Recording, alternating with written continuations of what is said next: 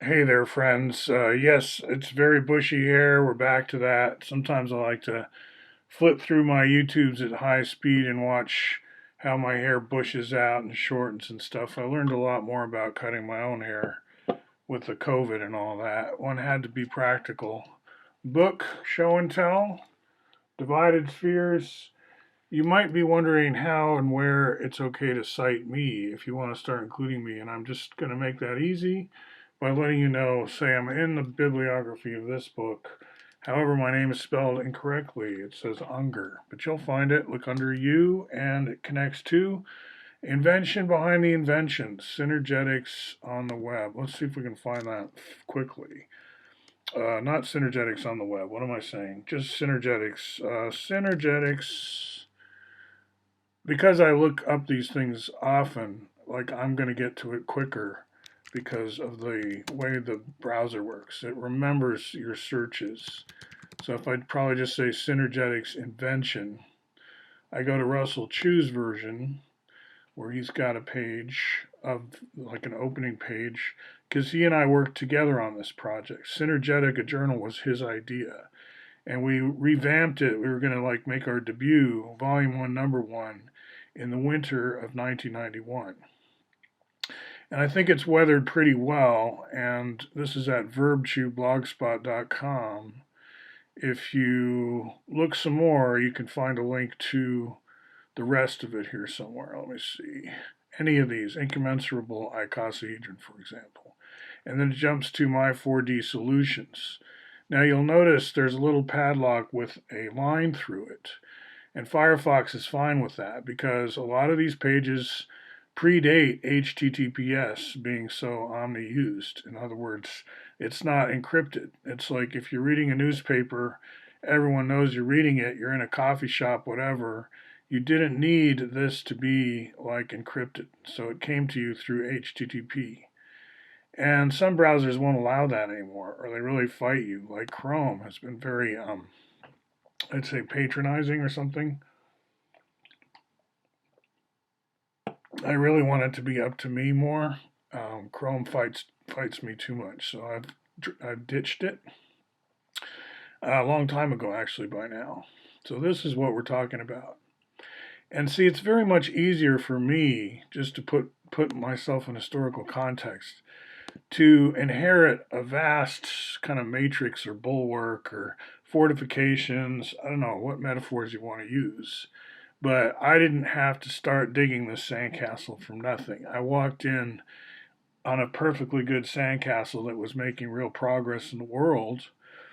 In other words, the Bucky stuff. So I kind of jumped into it and I haven't had to restart from zero, which is good because it takes a long time to get up to this level.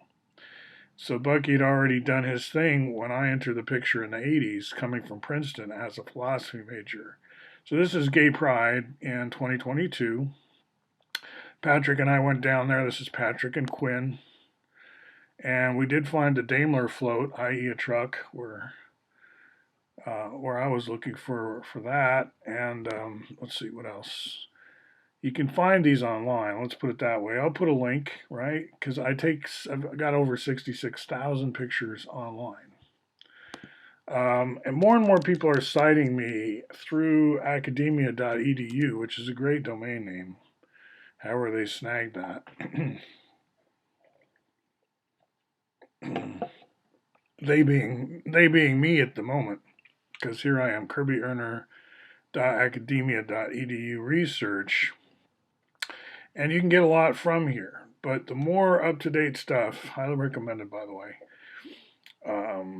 especially the slideshow, because that's not at my website. Like, this is one of the few links to it, except if you know the secret Google link, which this will give you, this will give it to you in PDF at first. And then you'll find a way from there to get it in the cloud through a shortcut. And when I check to see if someone's a synergetics teacher in my book, I see if they've done this lecture. That's how it's put out there for that purpose. It's like, if you want me to acknowledge that you know synergetics, then I'm going to look for where you do this lecture. And of course, you might just weave it in somewhere and not even tell me, and you don't need my permission. It's not about me, so who cares, right? Like, don't feel like you need my permission. Not what I'm saying. It's just I will probably say, I might disavow that I think you're doing synergetics if we haven't talked, right? It's just, and you can take a random stranger and point them out to me and say, that's a world synergetics teacher. And it's like, what? Who? I mean, did you mean Haken, right? Because if you're Russian, you probably got steeped more in Haken synergetics, which I'm not saying is a bad thing either. It's just there's a cross wire there, there's confusion. So on TrimTab, it's a listserv I'm on. We've been discussing world visualizations, world data visualizations, a la, say, Google's web-based Google Earth here. And so we've been discussing that in the context of Bucky's own hopes for a so-called Geoscope, which Bonnie DeVarco has been researching in depth and knows more about than the average bear. So I'm clicking and getting to the BFI site, which is where her article is. And so these letters, or emails I should say, archived at TrimTab, are in the context of having a conversation about what is a geoscope, where have there been some, where might there be some, and what are spin-off or related technologies that aren't technically geoscopes, because we have this whole idea of global projections. And here they may or may not um, include your favorite projection. The one I'm looking for is the Fuller projection. I don't know. Maybe it's miscellaneous, probably, if it's here at all. Dymaxion is what he liked to call it. There it is, Dymaxion-like.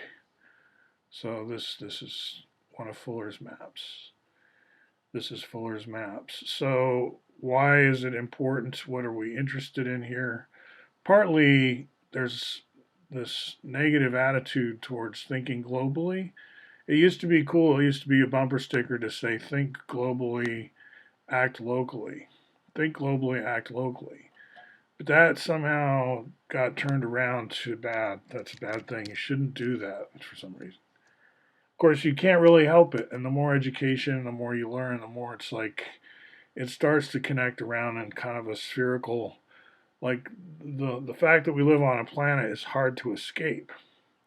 So thinking globally, whatever that means, seems like somewhat of an inevitable outcome. And then acting locally, well, that's because in terms of just having, a human body or whatever, you've got a local aspect to your existence. You're not all places at once. You're just a mortal human like everyone else, right? So that's acting locally, I think. So what I wanted to end with is where we're at now with the Martian Math. So I'm going down to my Elite Academy, which is where I work kind of at the high school level to share this material. We're talking about synergetics in particular, but I reposition it or repackage it as Martian Math. So I'm going to scroll down to Martian Math and just say I'm extracting from that two things. The tone that it's somewhat alien, unfamiliar, not what we're used to, but still, we've always had this fantasy that Martian civilization might be a high civilization. So B, I'm linking to science fiction, where we can, manage our opinion of the ETs and the Martians or whatever, which in this case, our opinion of synergetics, which is somewhat alien, might go up and down. Like this is, by the way, where I was last video, talking about the spruce goose. Remember that? Did you watch? Please feel free. I'll have a link going by in your upper right.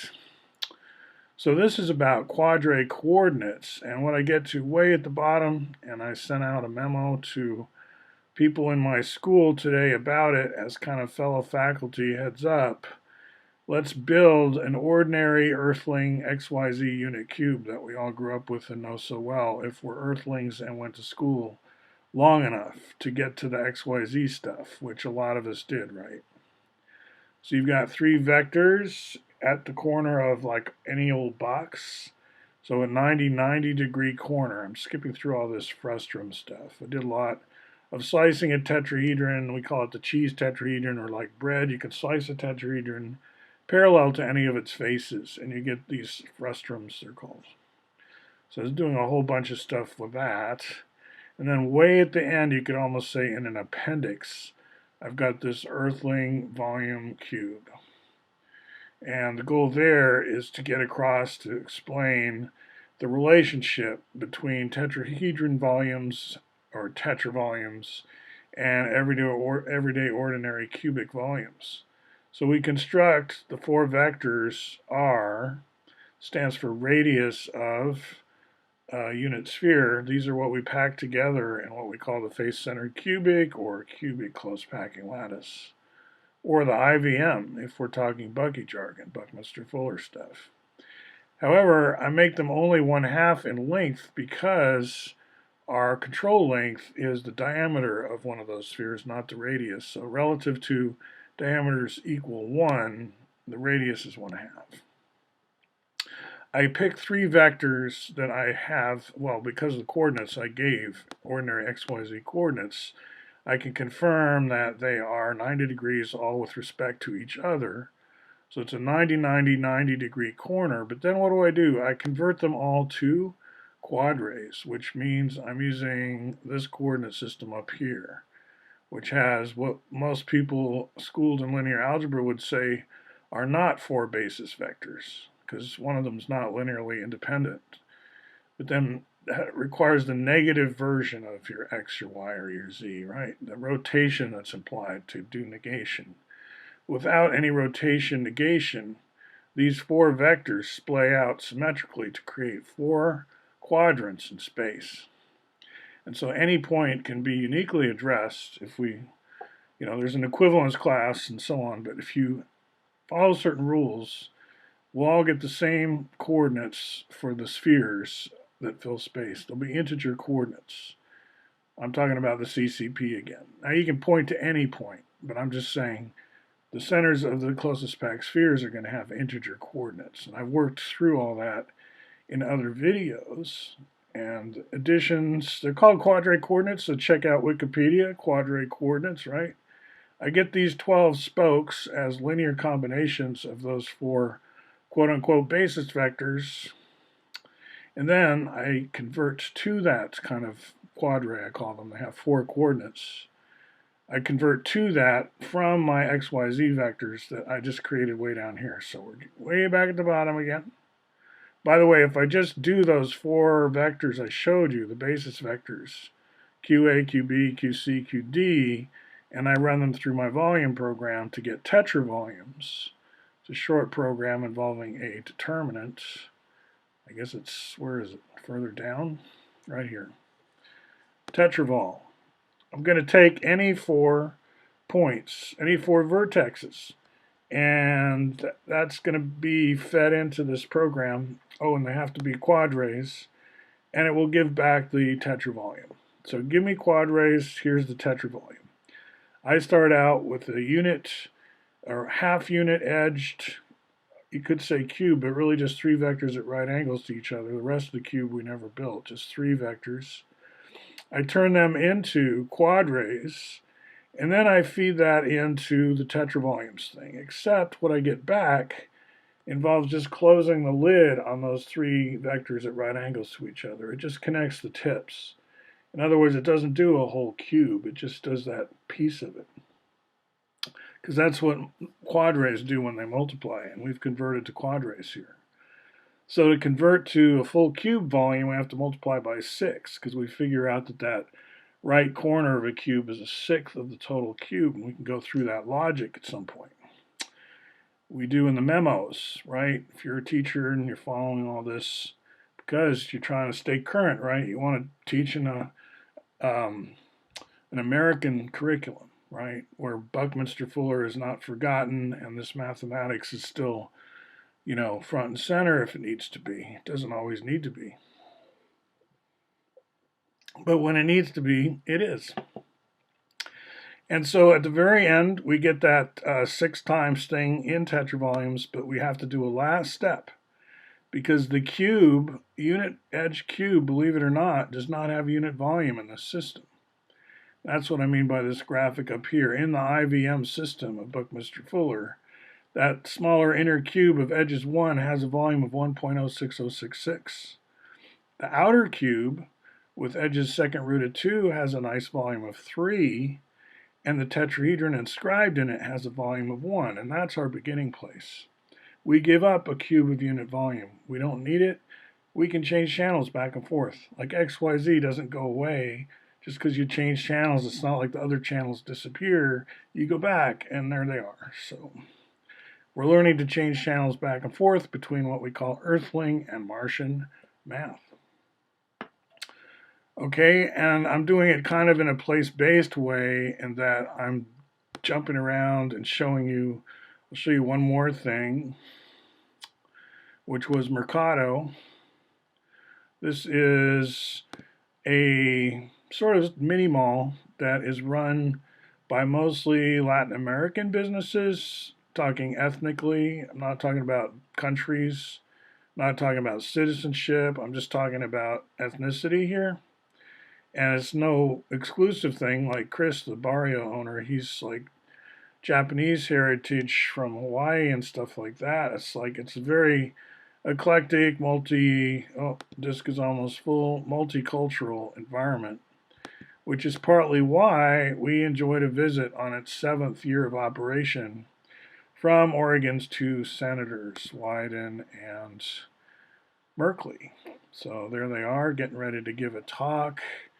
And if you come visit this album, they came inside and talked to us for quite some time. We didn't talk to me because I was too busy being the photographer, but certainly Rosalie got some good time with Ron Wyden here. And there's Merkley in the background. So, hey, a little bit of Oregon politics, Oregon place-based education. Remember, divided spheres, I'm in the back, and I'm all over in academia.edu. People cite me all the time. Invention behind the inventions, don't forget that one. Make sure you take a look at it. I'll put a link in the description. That will get you up to speed, and that will get you a seat at the table, you could say, a front row seat. But it's an activist position. In other words, if you really want to get involved in this stuff, you have to be willing to be more than passively entertained, or you won't get the real benefits. Never mind if you do want to just be passively entertained, that's fine. I'm just saying that's not really what's available here if you really want to go into it. All right, so we'll talk to you soon.